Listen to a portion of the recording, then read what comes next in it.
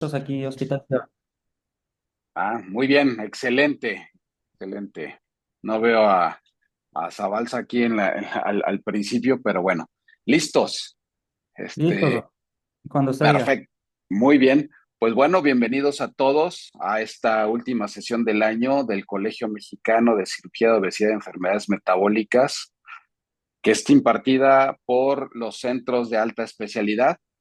En este caso, y con un excelente tema, presenta el Hospital SIVA, que es dirigido por el doctor Juan Francisco Zabalza. Y vamos a ver el caso de una reversión de bypass gástrico por desnutrición y úlcera marginal. Es un tema bastante interesante. Le platicaba cuando platiqué con el doctor Juan Francisco Zabalza sobre el tema de las úlceras marginales y qué tan difíciles se pueden poner en un escenario de bypass. Y bueno, pues que algo que es rarísimo, la reversión de bypass gástrico. Entonces, pues adelante, parece un excelente tema y quedamos pendientes. Van a presentar primero el caso y luego la discusión de la literatura, ¿correcto? Correcto. Excelente, pues adelante, por favor. Hola, buenas tardes. Mi nombre es Rafael Ballesteros. Soy fellow actualmente en el Hospital SIVA en Tijuana, Baja California, a cargo del doctor Juan Francisco Zabalza González. Y como ya comentó el doctor, pues el tema es reversión de bypass gástrico por desnutrición y úlcera marginal.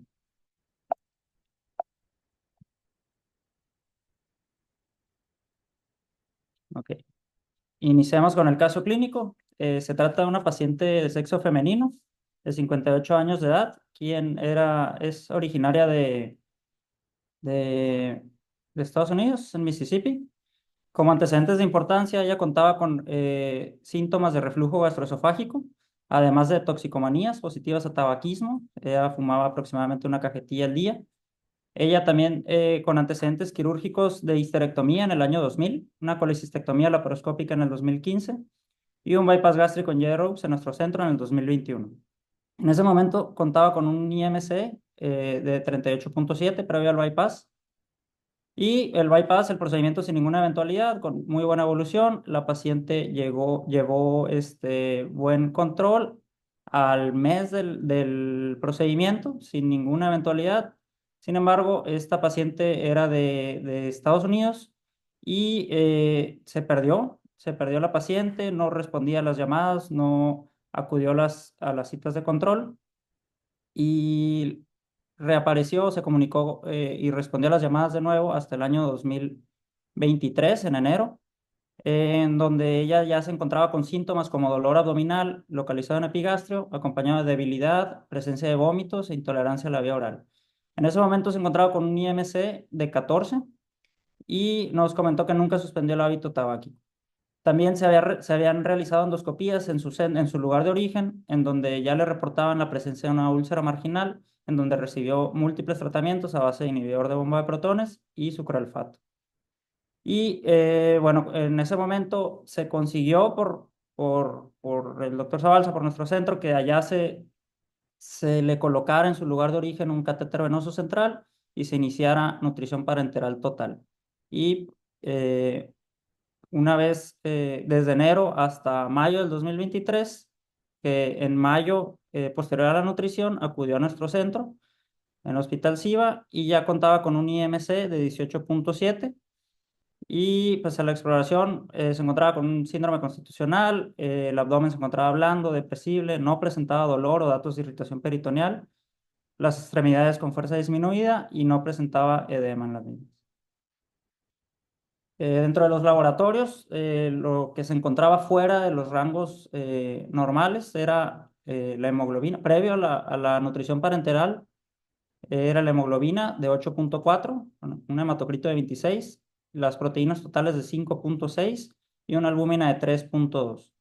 Y posterior a la nutrición parenteral y al manejo médico que se le otorgó allá, contaba con una hemoglobina de 10.7 y un hematocrito de 34.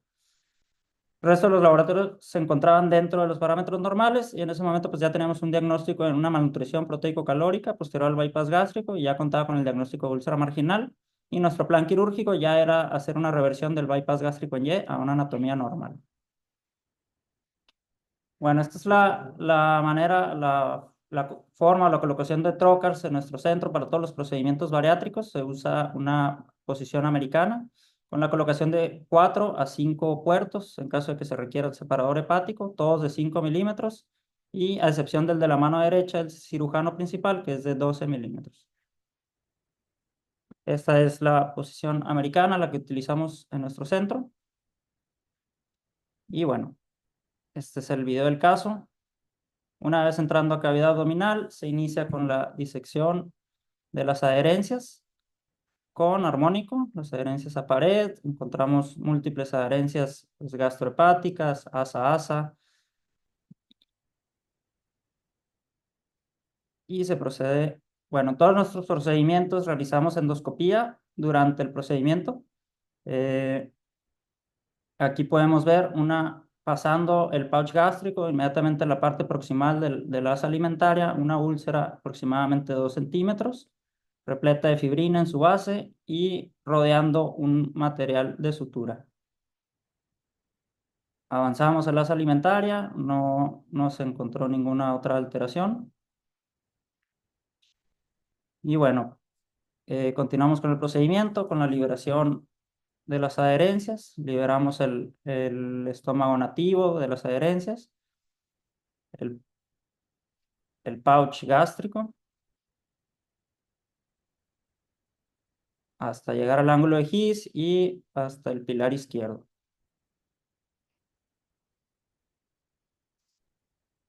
Continuamos con la liberación de las adherencias, asa a asa.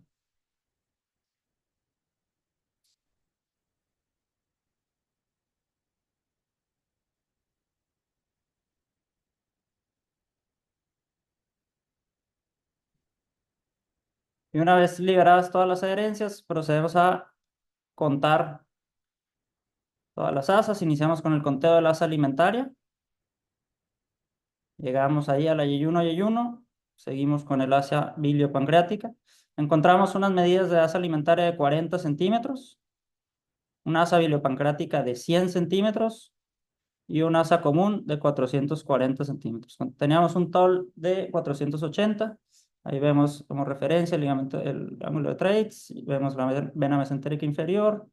Continuamos contando hasta la válvula ileocecal.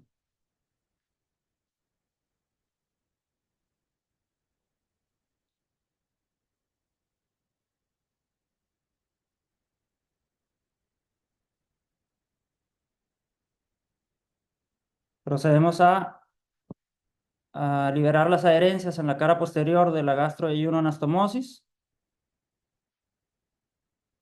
Vemos ahí cómo se encuentra penetrada esa misma úlcera, esa misma imagen que vimos en la endoscopía. Vemos el material de sutura y introducimos una engrapadora lineal de 60 milímetros a nivel distal del asa alimentaria.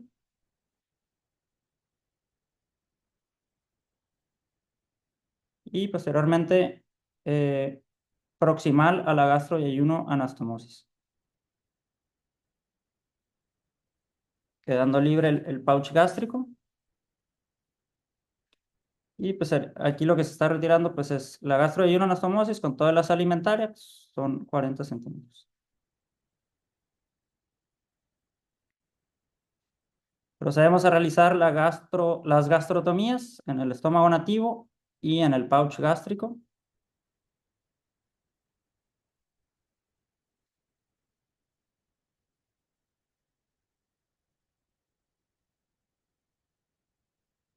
Y con una engrapadora lineal de 60 milímetros realizamos la gastroanastomosis.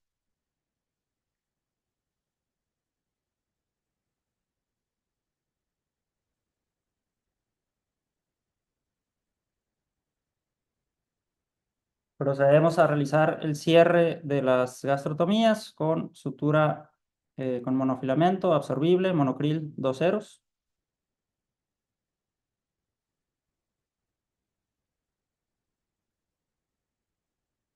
Iniciamos siempre con el cierre del ángulo, con una sutura pues, tipo con el mayo.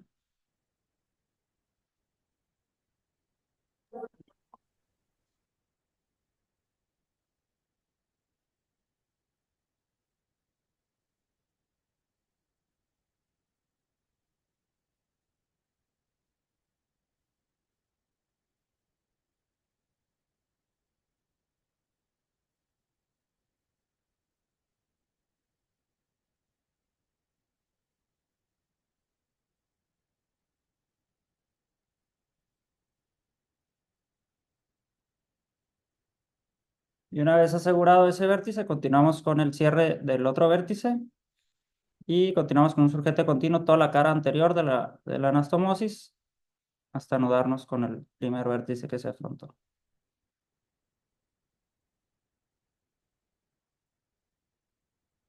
Generalmente realizamos un solo plano para todos los procedimientos bariátricos. Sin embargo, en esta ocasión se realizó el cierre en dos planos. Sabemos que no hay realmente una pues, diferencia, pero por el contexto de la paciente, por el estado de malnutrición, los tejidos más inflamados, fue la decisión que se tomó.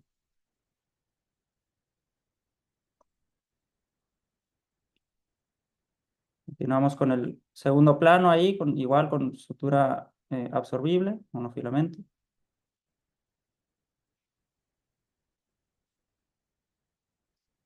Y una vez completado el cierre de la gastroanastomosis, realizamos otra endoscopía.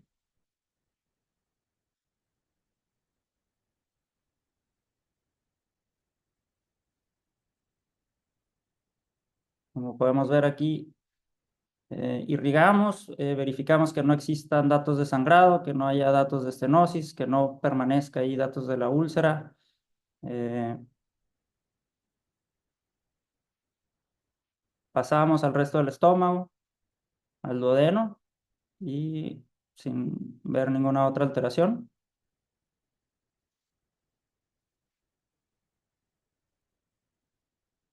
Retiramos la pieza, cerramos el puerto de 12 y colocamos drenaje.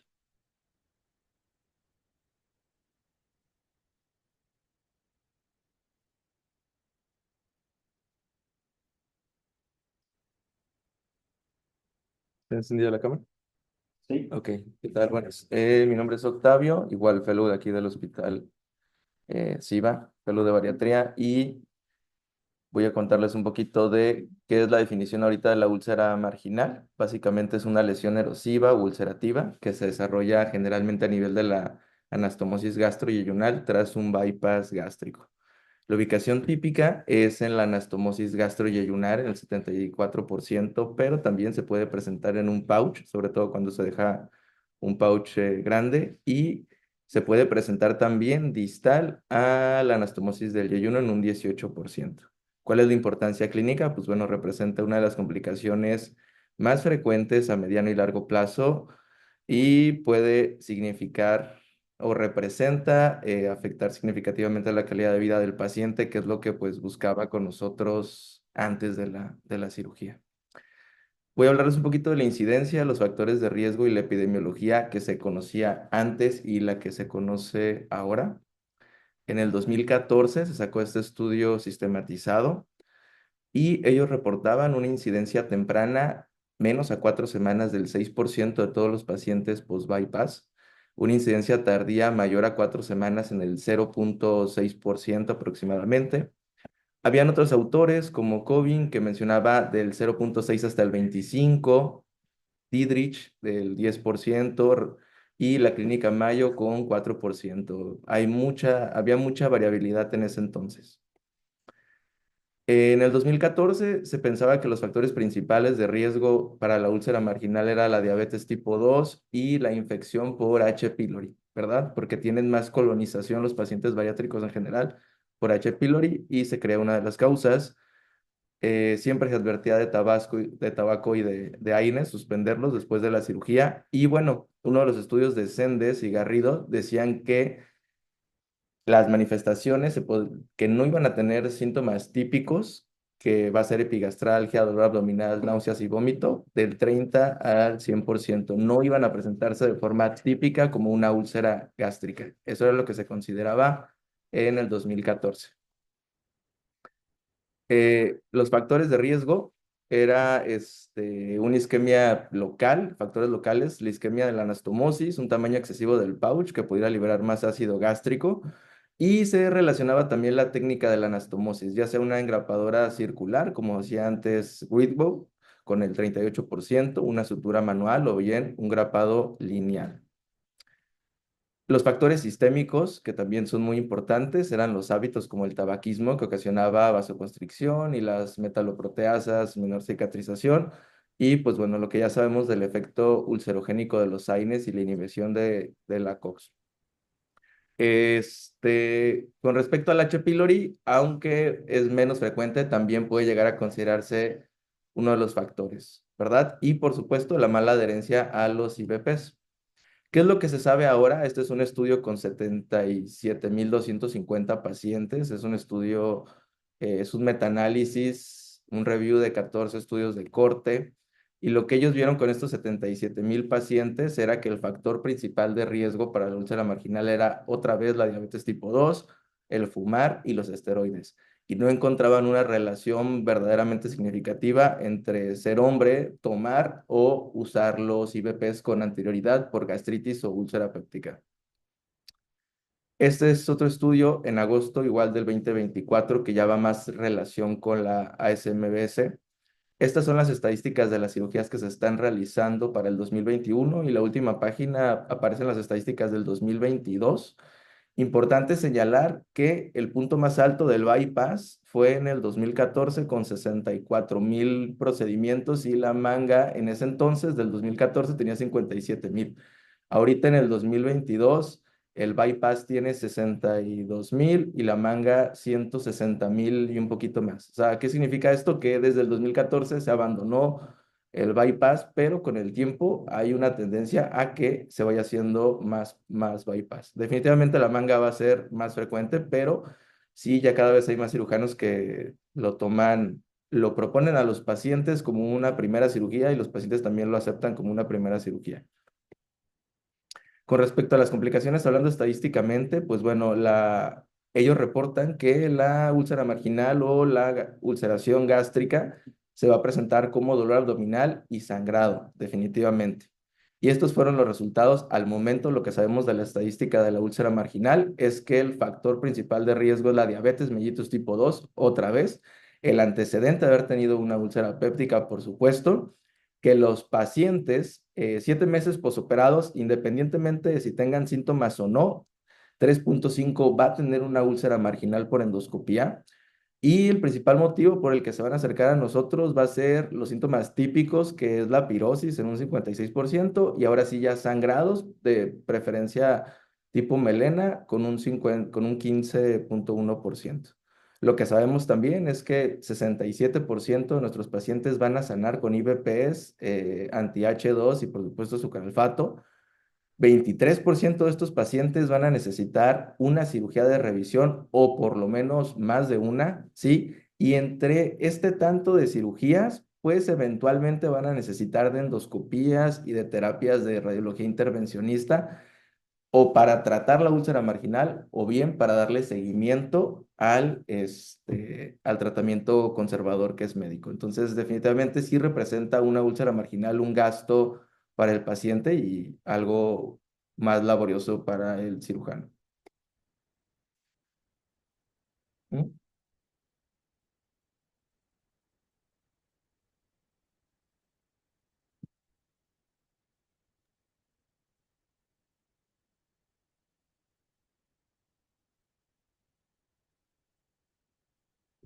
Ahorita les vamos a compartir la pantalla. Bien. ¿Qué tal? Soy el doctor Alberto Quintero, fellow de el Hospital SIVA. Entonces, vamos a hablar ahora del cuadro clínico, el diagnóstico y del tratamiento de la úlcera marginal. Como lo vimos previamente, típicamente se va a presentar un dolor epigástrico, puede haber pirosis hasta en el 90% de los casos, pero tenemos aquí la presencia también de pacientes que se presentan de manera típica como lo vimos previamente. El dolor puede irradiarse a la espalda, puede haber náusea y vómito también como lo sabemos, y intolerancia a la ingesta oral como lo tenía nuestra paciente en este caso.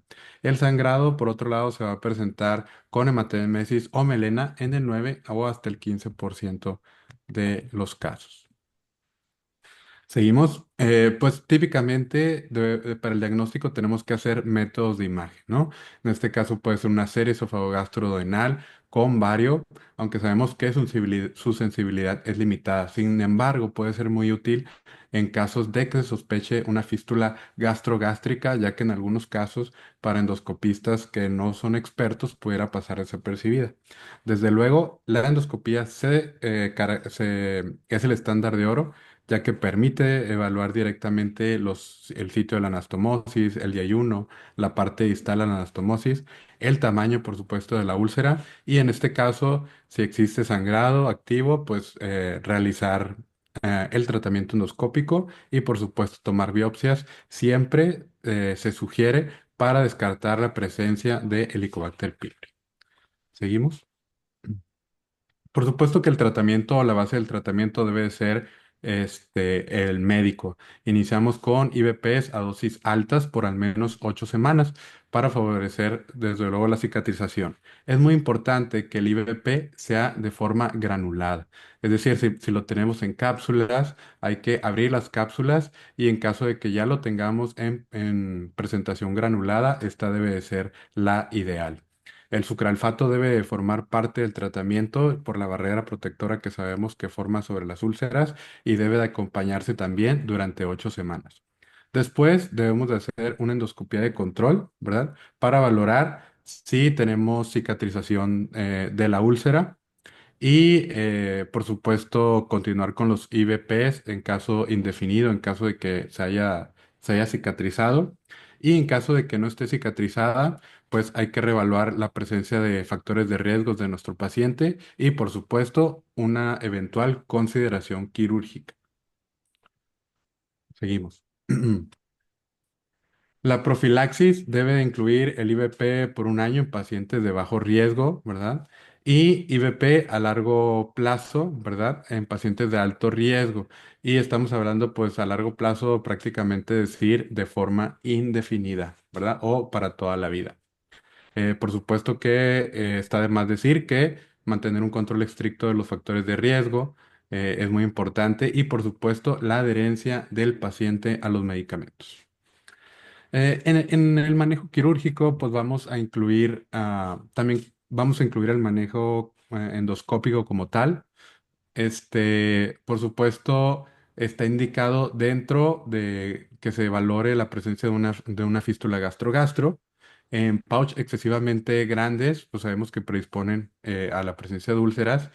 Y las úlceras que no responden al tratamiento médico intensivo, como lo vimos previamente después de la valoración. Las opciones quirúrgicas que tenemos, pues la que vimos es la reversión del bypass gástrico en casos extremos. Se puede utilizar o se valora la posibilidad de hacer una vagotomía troncular, ¿verdad? Sobre todo en pacientes que tienen dificultad para la toma de IVPs a largo plazo. Y, por supuesto, la primera línea actual de manejo, podemos decirlo quirúrgico porque pues, prácticamente se lleva a cabo en una sala de cirugía y con el paciente en anestesia general, pero es la sutura endoscópica, una de las opciones. Y en ese sentido queremos hacer hincapié en este estudio, ¿verdad? En el que se valora la técnica de cómo realizar la sutura endoscópica y muy buenos resultados que pueden llegar a ser hasta de una resolución de las úlceras marginales de hasta el 90%. Aquí vemos en la imagen A una úlcera en la parte yeyunal de la anastomosis. Vemos en la imagen D ya que se están tomando los bordes.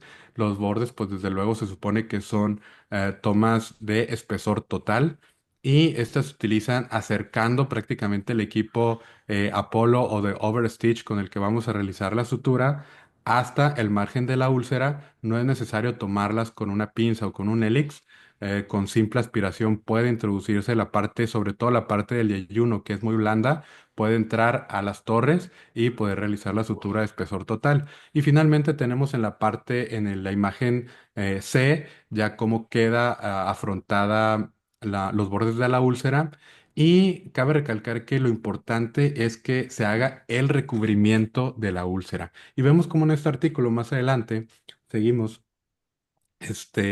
Además de la utilización de sutura endoscópica, también utilizamos otra manera de cubrir nuestra úlcera, es utilizando stents metálicos autoexpandibles cubiertos, ¿no?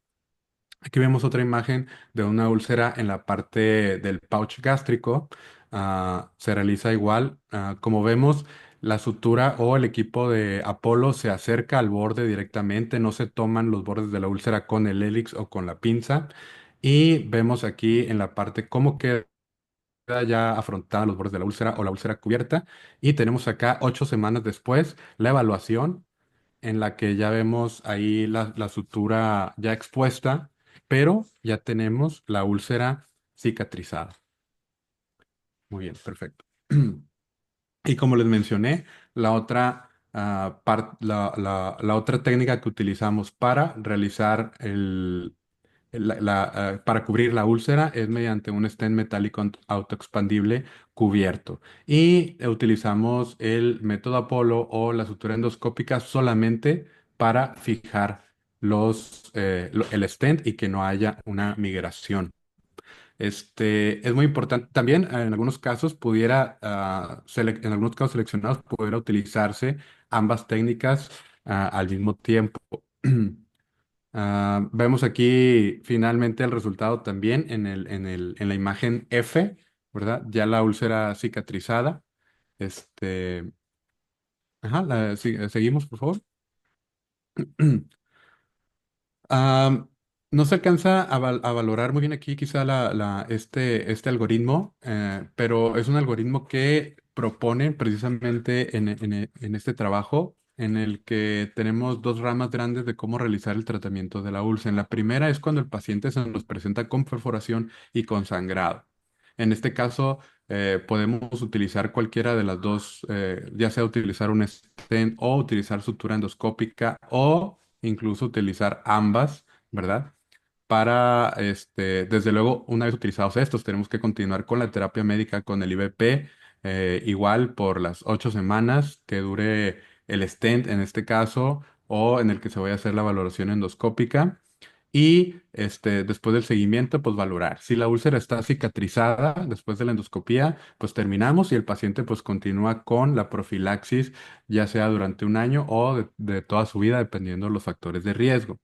Y en caso de que no esté cicatrizada, pues entonces valorar la utilización de una cirugía de revisión o de reversión del bypass gástrico, como en este caso. En caso de que el paciente se presente con dolor crónico, ¿verdad? El paciente no se presenta de manera urgente, pues de preferencia es utilizar la terapia médica, como lo mencioné previamente, con las dosis mencionadas. Eh, en la endoscopía de seguimiento, si el paciente continúa con síntomas después de las 8 semanas, entonces, en caso de que no esté cicatrizada, pues ya le consideramos una úlcera recalcitrante y aquí es muy importante valorar el tamaño de la anastomosis. Cuando tenemos a recordar que si este paciente se presenta en el primer año después de su bypass gástrico, pues las anastomosis van a estar pequeñas, ¿verdad? Como habitualmente las hacemos de inicio, 2 centímetros, 1,5 centímetros o incluso a veces más pequeñas. Si esta anastomosis mide de 1 o 2 centímetros en adelante, puede ser una opción utilizar la sutura endoscópica, ya que habitualmente utilizamos o el método Apollo de Overstitch lo colocamos en un endoscopio de doble canal y es difícil pasar por una anastomosis menor de 1,2 centímetros. En caso de que la úlcera se presente en el lado yeyunal va a ser difícil tratarla. Por lo tanto, en este caso se prefiere utilizar un stent para cubrir la úlcera.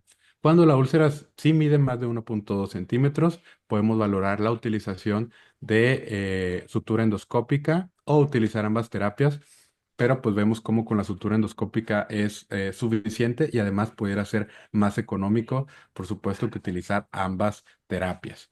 Y de igual manera valoramos 8 semanas después de cualquiera de las terapias que hayamos realizado endoscópicas. Si se encuentra cicatrizada, pues continuamos con la profilaxis, como se mencionó, y en caso de que no esté cicatrizada, pues valoramos la cirugía de reversión. Seguimos. Desde luego, pues las complicaciones de la úlcera, pues la más habitual es el sangrado, que se presenta hasta el 15,1% de los pacientes.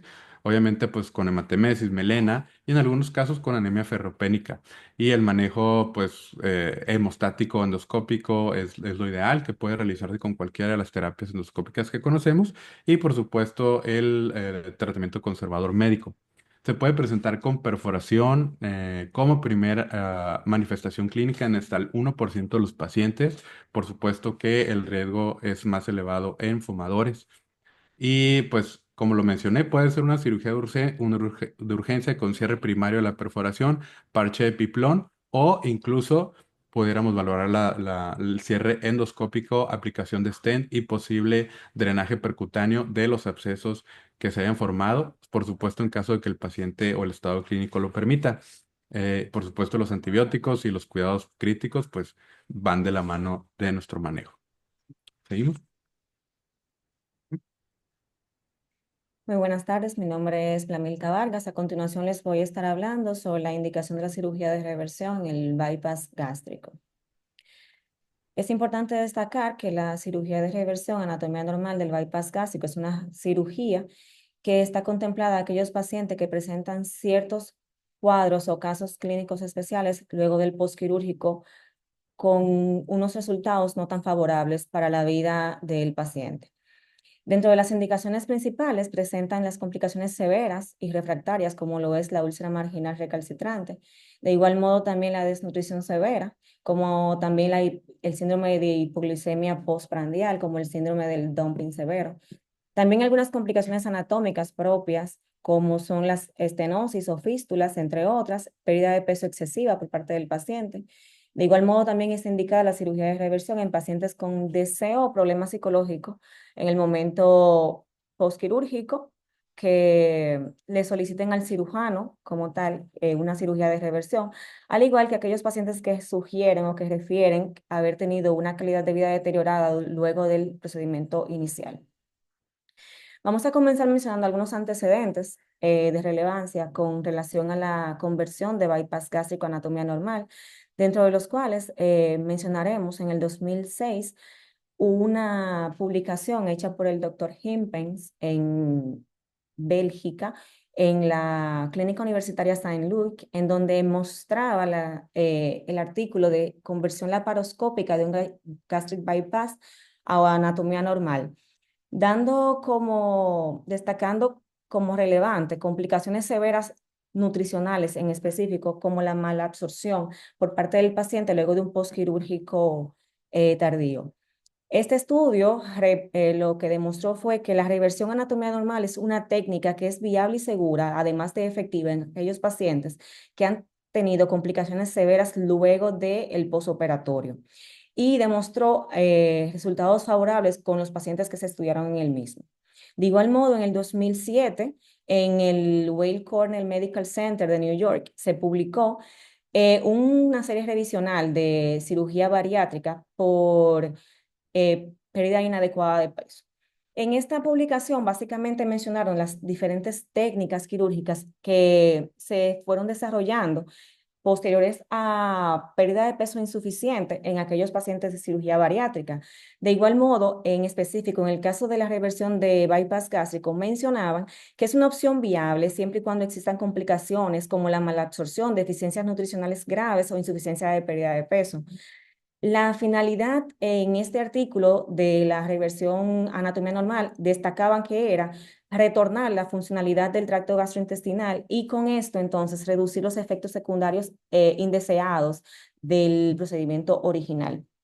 Ya para el 2016, en la Universidad de California se publica un artículo de nombre La reversión del bypass gástrico en Y de Rux, una revisión sistemática, en el cual mencionaban que analizaban cuáles son aquellas indicaciones puntuales para la reversión de la anatomía normal, cuál es la técnica quirúrgica ideal en los pacientes con postquirúrgicos con deficiencias nutricionales, y valoraban aquellos resultados como favorables de los pacientes que habían presentado, sobre todo, malnutrición severa.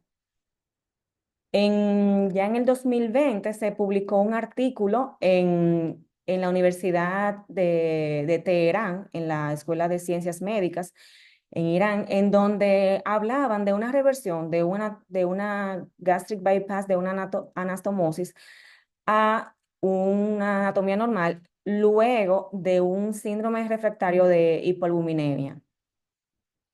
En este estudio, ellos resaltaron lo que es necesario previo a la realización de la reversión del bypass gástrico, destacando que el paciente debe de ser llevado a las mejores condiciones óptimas a nivel nutricional previamente a realizar el procedimiento quirúrgico. Y esto va a garantizar a largo plazo lo que son disminuir las complicaciones nutricionales y metabólicas del paciente y controlar lo que es una adecuada calidad de vida posterior a la reversión. También en el 2020 se publicó en el Landspítali Universal, Hospital Universitario, disculpen, en Islandia, una revisión de la reversión a anatomía normal luego de un bypass gástrico en Y de Rux como una técnica novedosa y funcional. Ellos publicaron una serie de casos en donde querían destacar que la reversión a anatomía normal, más que una reversión a una técnica, es una reversión funcional que le devuelve al paciente una solución segura y trata de tratar, dicho sea de paso, las complicaciones postoperatorias de la cirugía inicial. Hablando aquí puntualmente de aquellos pacientes que presentaban hipoglucemia postprandial y otros efectos que son adversos refractarios a la cirugía inicial. Igualmente en el 2021 se planteó lo que era la reversión a anatomía normal por la Universidad Autónoma de Barcelona en la unidad endocrino-metabólica y bariátrica, en donde hablaban de aquellos pacientes con hipoglicemia severa, pero ellos planteaban una opción quirúrgica diferente al mencionar la posibilidad de realizar una gastrectomía vertical en manga en conjunto con la reversión a anatomía normal en aquellos pacientes que no habían tenido una pérdida total de peso, pero sí presentaban déficits nutricionales importantes. En este caso, ellos recomiendan realizar una una hiatoplastía en los pacientes para garantizar que no haya síntomas posteriores de reflujo. Y por último, en el 2024 se publicó en el Centro Universitario de Malasia un estudio hablando de la reversión de bypass gástrico en Y de Rux a anatomía normal en pacientes severamente malnutridos luego de cirugía metabólica. En este estudio básicamente incluyeron la importancia de las anastomosis gastrogástricas y la preservación o no de las anastomosis yeyuno-yeyunales luego de la reversión. Aquí vieron en la serie de casos que al eliminar la anastomosis yeyuno-yeyunal y hacer la gastrogástrica, había una mejoría significativa de la condición del paciente, igual una tolerancia alimentaria mayor y una calidad de vida a largo plazo, según lo estudiado por este grupo. Dentro de los tipos de reversión, vamos a hablar básicamente de 5 iniciales. En la imagen en la pantalla podemos ver la imagen A1, una anatomía básicamente del tubo gastrointestinal normal, con la de al lado, A2, un bypass gástrico convencional. Entonces, nos plantean diferentes opciones de reversión anatomía normal, dentro de las cuales la tipo B se plantea una segmentación de lo que es la alimentaria con una gastroanastomosis y la permanencia entonces del resto del tracto digestivo. En la tipo C, ellos plantean una resección parcial de la asa alimentaria con un remanente de 15 a 20 centímetros. En la tipo D plantean una sección proximal de la asa alimentaria con una reconexión hacia la asa biliar y una gastroanastomosis. En la tipo E plantean una sección de la yeyuno-yeyunoanastomosis y una conversión a la anatomía base del paciente y una gastroanastomosis. Y por último, en aquellos pacientes que presentan un pouch corto, se recomiendan, según la literatura, una permanencia de unos 5 a 6 centímetros de la porción alimentaria y esta anastomosarla, lo que es el remanente gástrico, y excluir el resto de las alimentarias. Dentro del procedimiento quirúrgico debemos destacar algunas etapas quirúrgicas claves, como son la posibilidad de la reconstrucción del estómago original, al igual que la desconexión de lo que es la anastomosis yeyuno-yeyunal, y tener las consideraciones técnicas pertinentes para evitar las posteriores complicaciones. Vamos a tener resultados a corto y a largo plazo, dentro de los cuales vamos a destacar que a corto plazo podemos tener una mejora significativa de los síntomas de dumping e hipoglicemia, al igual que una recuperación de peso controlada, siempre y cuando el paciente se adhiera al tratamiento y al seguimiento de los especialistas, y debemos tener consideraciones con los riesgos de infección y fuga. Mientras que los resultados a largo plazo, podemos destacar que los pacientes estudiados han tenido una recuperación nutricional, la mayoría de casos. Igualmente existe un cierto riesgo de reganancia de peso a largo plazo en aquellos pacientes que no tienen adherencia pertinente al tratamiento, al igual que puede haber una resolución incompleta de los síntomas asociados al procedimiento inicial. En la mayoría de los casos, en un 83%, se ha reportado una mejoría en la calidad de vida de aquellos pacientes a los cuales se les ha sometido a una reversión a anatomía normal. Las recomendaciones postquirúrgicas básicamente están dirigidas a un monitoreo constante del paciente, tanto nutricional, psicológico, como de todo el equipo multidisciplinario, y esto debe ser a largo plazo. Nuestras conclusiones en estos casos es destacar que el principal factor de riesgo para úlcera marginal es el tabaquismo y uso crónico de AINES, así como características técnicas en las anastomosis. El diagnóstico definitivo y el seguimiento siempre se debe realizar mediante endoscopía. La mayoría de los casos responden a tratamiento médico con inhibidor de bomba de protones y subralfato, al igual que la cirugía debe ser reservada en aquellos casos con complicaciones mayores o con fracaso del tratamiento convencional.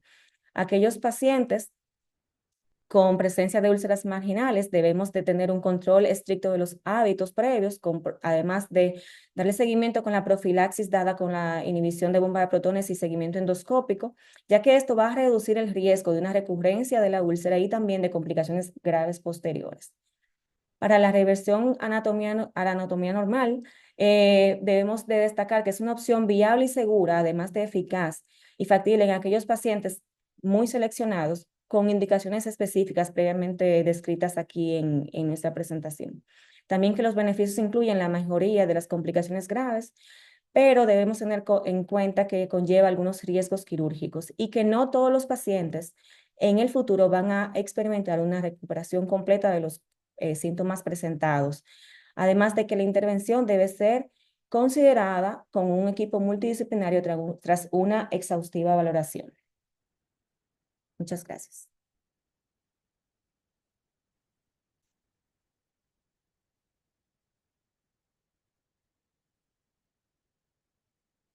Gracias, muchachos y notas, muchachos.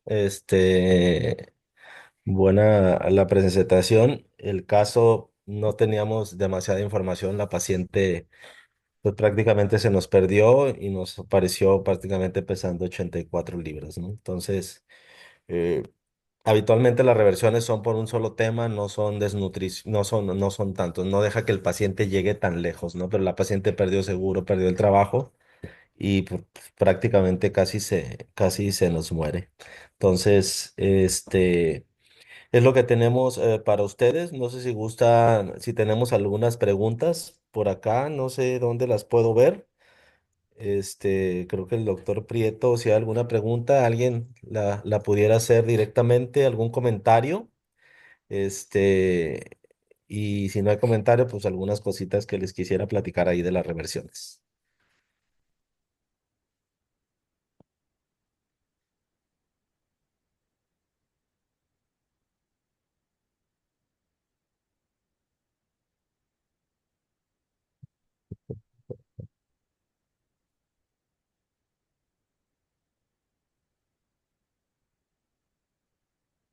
¿No tienen ustedes acceso a alguna pregunta? Si hayan tenido alguna pregunta de parte Aquí en el chat. de ustedes, aprovechar. ¿No? Bueno, les platico poquito de esta paciente para gastarme los últimos 5 minutos. Una paciente con reflujo y que disminuyó de manera importante la ingesta de tabaco antes de operarse. Las últimas 2, 3 meses prácticamente estuvo sin fumar, todo bien. Jamás regresó al hábito tabáquico de fumarse una cajetilla por día. pero sí fumaba, o sea, no mucho, pero se fumaba un cigarro o dos. Entonces, cuando, cuando, muy bien, doctor Núñez, cuando la paciente nos contacta, le decimos, ¿sabes qué? Hazte una endoscopía. Se hace una endoscopía y y nos deja de contestar, nos deja de contactar. Dice, ya me hicieron endoscopía, estoy tomando manejo y ya.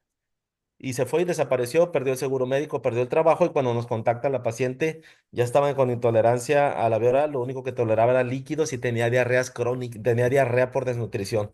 Prácticamente todo lo que comía prácticamente todo lo que comía. Está excelentes preguntas. Prácticamente todo lo que comía se le iba. Entonces, como no tenía seguro ni nada, nosotros hacemos una especie de vaquita en el equipo y todos ponemos cierta cantidad de dinero, ponemos 50 100 dólares y de lo que se junta los utilizamos para tratar todas las complicaciones porque los pacientes generalmente vienen cortos de dinero. Entonces, a esta paciente le pagamos todo el proceso, ponerle un catéter central. Hay clínicas de nutrición enteral allá o departamentos en algunos hospitales de nutrición parenteral. Entonces la mandamos para allá, le ajustaron todo y gracias a eso la pudimos levantar. Finalmente la trajimos.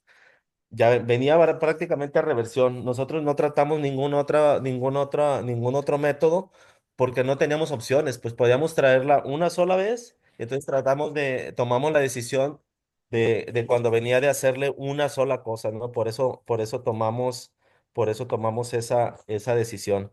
La paciente la tuvimos acá y hasta que le toleró y hasta que estuvimos seguros que no tenía complicación la pudimos regresar. Entonces estuvo 7 días hospitalizada, estuvo todavía con nutrición parenteral esos 7 días y al tercer día decidimos iniciarle la vía oral, ¿no? Entonces, actualmente la paciente debe estar 135 libras, si mal no recuerdo, y pues no ha subido mucho de peso, ¿no? Si ustedes pueden notar, quedó como una manga. En ese momento nosotros, cuando yo empecé a hacer bypass, porque me daba miedo con los pouches y todo, yo quitaba el fondo gástrico. Entonces, por eso ven que el estómago que el remanente gástrico está un poco pequeño, ¿no? Entonces, a ver, gracias, doctor Núñez. El manejo médico, sí, tiene la opción de manejo médico cuando los pacientes son locales. En el caso de nosotros, que la paciente vive en Mississippi y que solamente la podemos traer una vez por razones económicas, a la cual nosotros con ese seguro que tenemos nosotros le pagamos, pues se nos complica darle tratamiento, ver si lo está siguiendo, hacerle endoscopías. Entonces, por eso decidimos hacerle algo, pues definitivo, ¿no? Algo totalmente resolutivo. Aquí está el doctor Gabriel Rosales, nos pregunta consideraciones en paciente que tiene una manga gástrica previa y luego se convierte en bypass. Es una excelente pregunta. Nosotros nunca hemos tenido un caso de ese tipo, ¿no? Nosotros no hemos tenido un paciente que se revise de una manga, un bypass gástrico, pero en caso que este paciente te desarrolle una úlcera, ¿qué consideraciones tendría yo? Pues el manejo, con manejo médico, tratar de resolver el problema, ¿no? Biopsias, descartar H. pylori, eh, evitar todos los factores de riesgo, que deje de fumar, que deje los AINES, que deje todas esas cosas y darle un tratamiento así, muy intensivo, pero sobre todo descartar H. pylori. Si el paciente ya no te respondió, yo creo que la siguiente opción son los manejos endoscópicos, los que mencionó el doctor Quintero, que es nuestro endoscopista bariatra, nos ayuda por acá. Yo creo que tratar con procedimientos endoscópicos. Si ya no se puede, yo en lo personal, eso es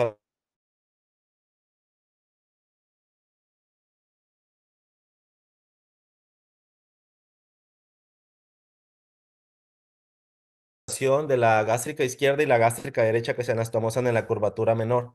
Entonces eso favorece tener buena circulación de parte de la curvatura menor en un paciente cuando yo le hago un bypass. En ese caso, que yo tuviera que revertirlo quirúrgicamente,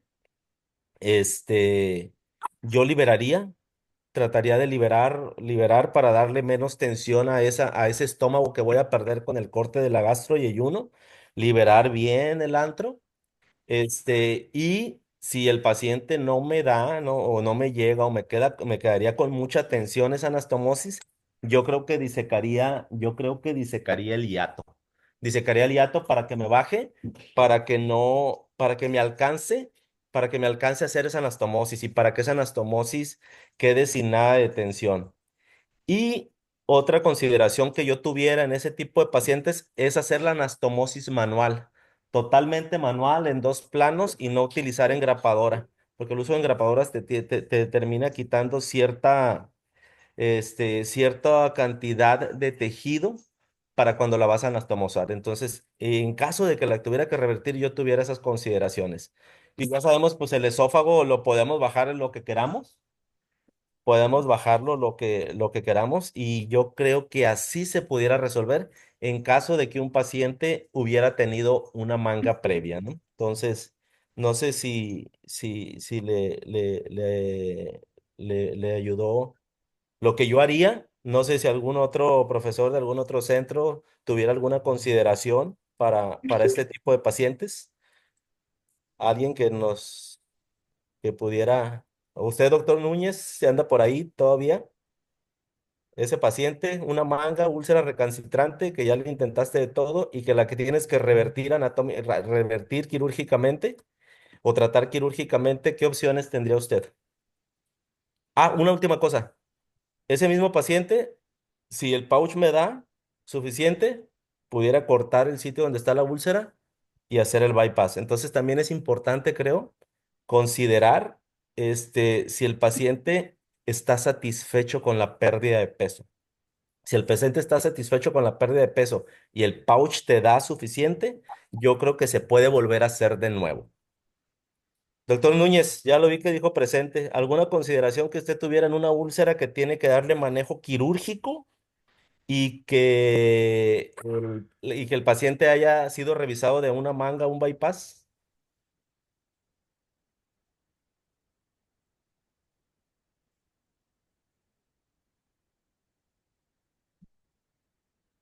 Ok, muy bueno. Doc, pues eso es lo que yo haría, doctor Rosales. Me comenta el doctor Núñez ese manejo nutricional previo, multidisciplinarios y tratar de que no se necesite operar. Yo creo que un paciente así, con unas úlceras así, con el páncreas ahí, yo creo que sí, sí sería un reto quirúrgico importante. Entonces, esas serían mis consideraciones, salvo alguna otra opinión que alguien nos quisiera dar de los que estamos por acá.